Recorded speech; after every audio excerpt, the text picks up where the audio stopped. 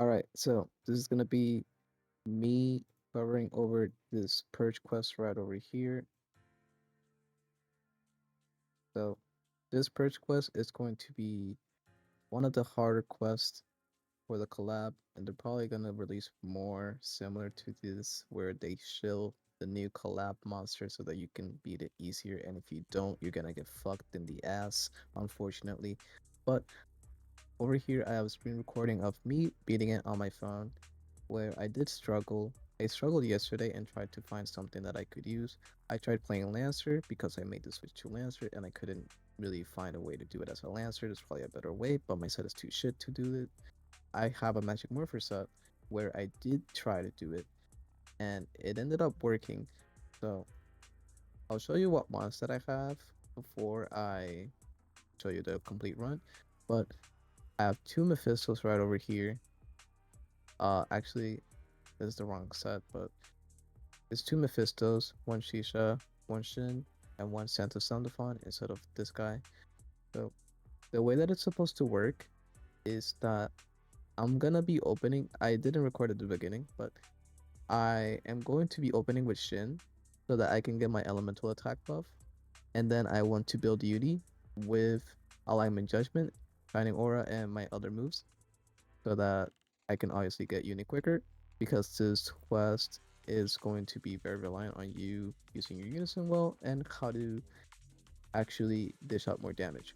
So she has one ability where that ability, we go back a little bit.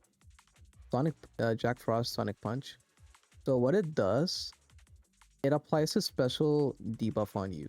And what that special debuff on you does, well, it's actually two special debuffs. So basically, one uh one effect is going to be reducing your weapon procs to so you can only proc one, and it's going to be doing the same thing for your defense gears where you can only proc one defense gear instead of the usual two. So as you can see, I'm going to be attacked. I already attacked with alignment judgment, but if we go back a little bit, you can see that I only proc one. I would normally proc two because my fire weapons are fully scaled, and I probably took damage over here, so that's why it only proc one eternity because I didn't cleanse it. So up next, I'm going to be doing Scent of Sandafon, and I made sure that I did Shin so that Shin gives me the elemental attack buff and that she can comfortably do enough damage to clear the ordeal. So right here, I'm going back to Morph. She's gonna keep fitting me Uni slowly.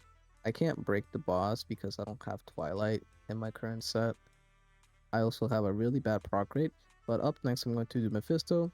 So the main reason why I am using Mephisto is because she is my only crest monster, besides the other one that I have. And your field is going to be blocked for the entirety of the quest. So it is useless to try to find monsters where, let me just use a monster that has a good field. No, your field is going to be blocked for the entirety of the quest, and if you don't have a crest monster, then you're going to be screwed for the entirety of the quest, so it's whether you don't bother. So that buff that she did right here, this one, it gives her 200% attack and magic attack. And that's why I have balance right over here, because I don't want to get hit by it. I know that I'm capable of dying even with Iron Wall, Phalanx, and all of these other buffs that I have on top of my character. So I'm going to be doing Shisha right over here because I'm trying to cycle through my units quicker so I can dish out more damage. So the main reason why Shisha is here is because her field is called Coercion Collapse. And Coercion Collapse, basically, it reduces the attack ability accuracy by 20%, and it also reduces the target's HP recovery effects by 70%. On top of that, she also reduces their healing received by another 50%. So she is going to be very annoying towards the boss because she also has another skill that buffs herself. So she has a skill that buffs herself with a 200% attack and magic attack. And then she has another skill that heals her while also applying Kismet. As a magic morpher or physical morpher, Shining Shoot or the other one, the physical version, reduces their attack and defense and their magic attack and magic defense. So she can turn those debuffs into buffs because that's how Kismet works.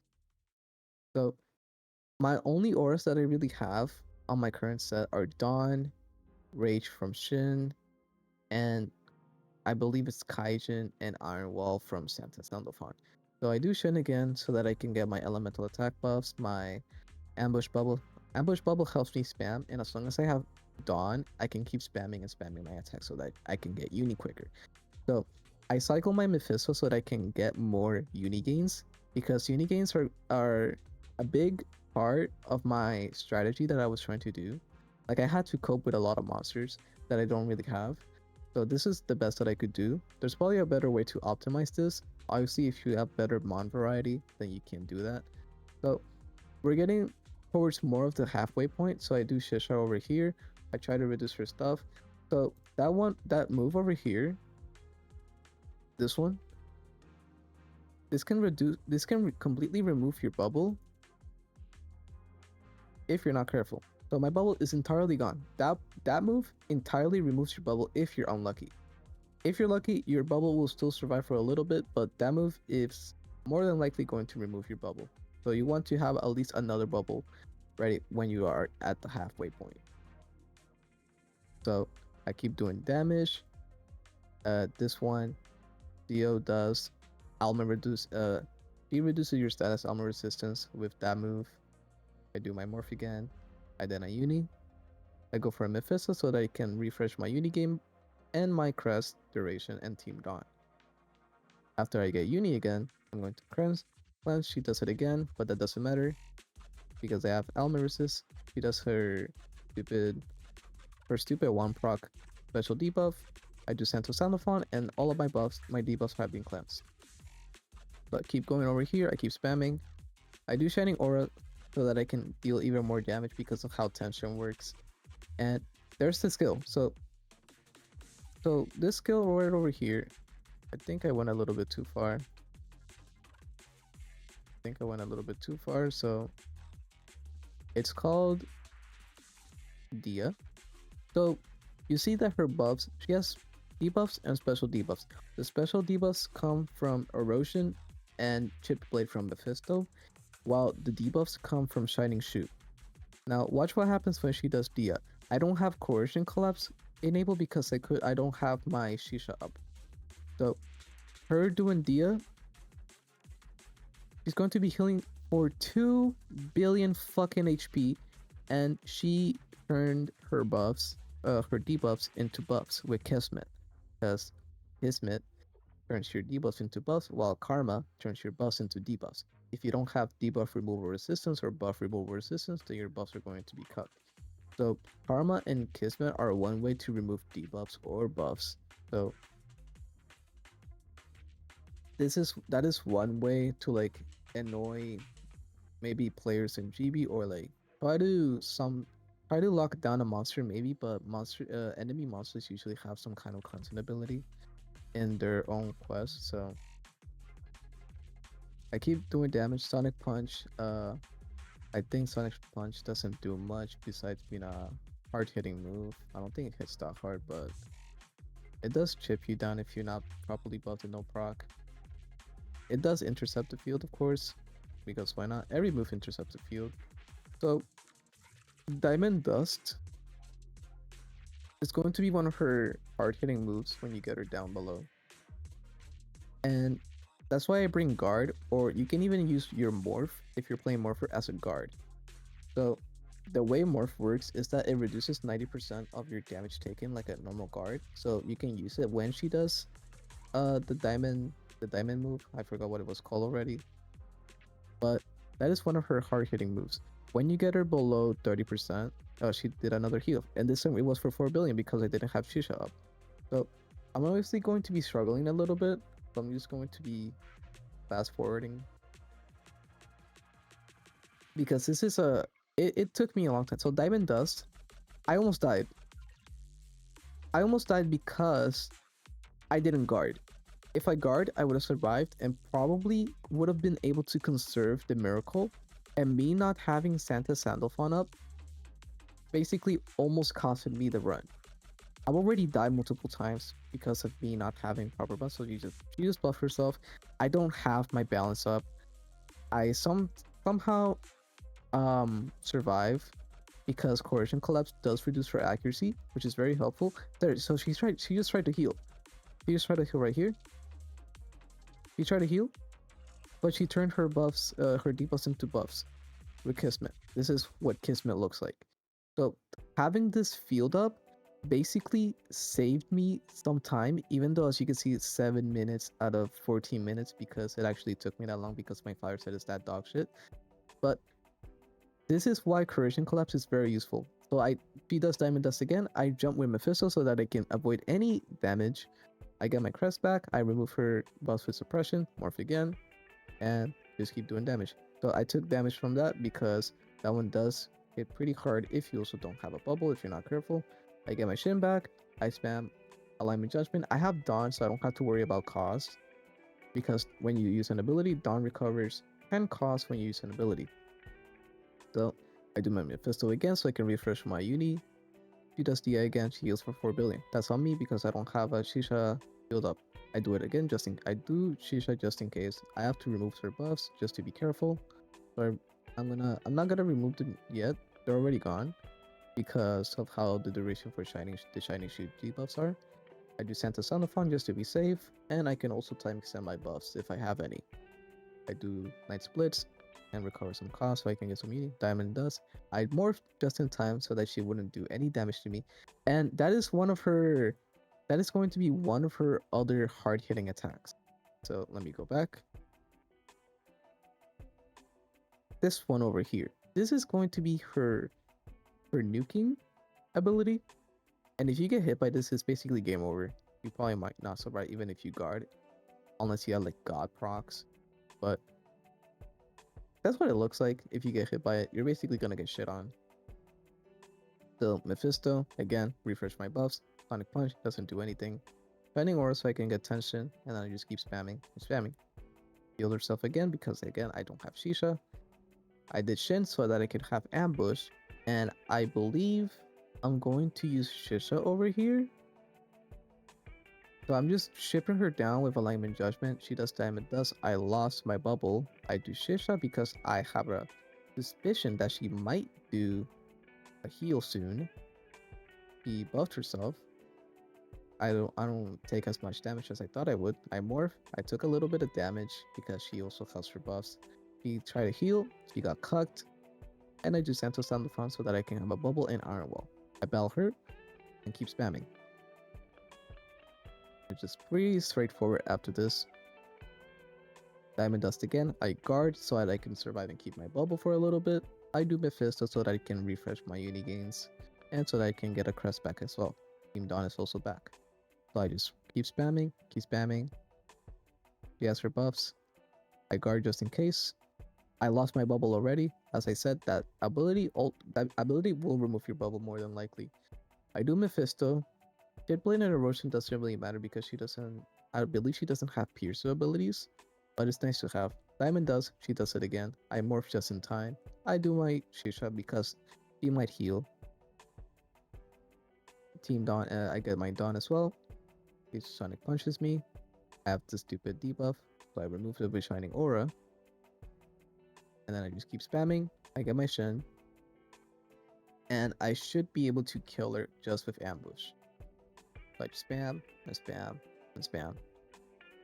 I guard Diamond Dust just in case. And I just keep spamming. She tried to heal, she got cucked by the field. And I just cleared it just like that. So you can see at the top right corner, I only had 24 seconds left. And this just goes to show that you can clear it with monsters that aren't like very shield. So like you could clear with Mephistos, you can clear with other monsters that were released like Durg. You can clear with this Time Zodiac mod. So you have options to clear. The issue is how you're going to manage your lineup. So as I said already, my lineup consisted of my two Mephistos, Shisha. Shisha is going to be very useful for this quest if you do not have Makoto, or if you don't have the field that Aegis has. And this field is going to be very, very useful and so will be the healing, the heal down, the healing receive reduced by 50%. Going to be very, very useful. On top of that, she also does help you a lot by giving you games by 2, which can also help you refresh your unis faster. Jin can be swapped for a different monster. To be honest, his physical and magic attack ability power doesn't see much value when compared to all-stat buff limit increase because um you're not taking advantage of these as much when compared to the all-stats increase, but he can still be used. I use them mainly for the ambush so that I can cycle my unis faster, and because you also get your elemental attack boost. By getting the elemental attack boost, you can help your other monsters do even more damage. So like, I was trying this guy earlier, I was using him at first. I like him because he increases your elemental attack by 20, and he also gives you Team Blessing. Blessing gives you 50 costs on its own, and uh oh, I thought he gave 100 costs for a second. I think I was confused, but I do like this guy because of the blessing and the elemental attack. But Dental Sondophon is good because she gives you survivability. So if I go a little bit down, she is good because she gives you miracle, she does extend your buffs, and she gives you 100 cost in Kaijin.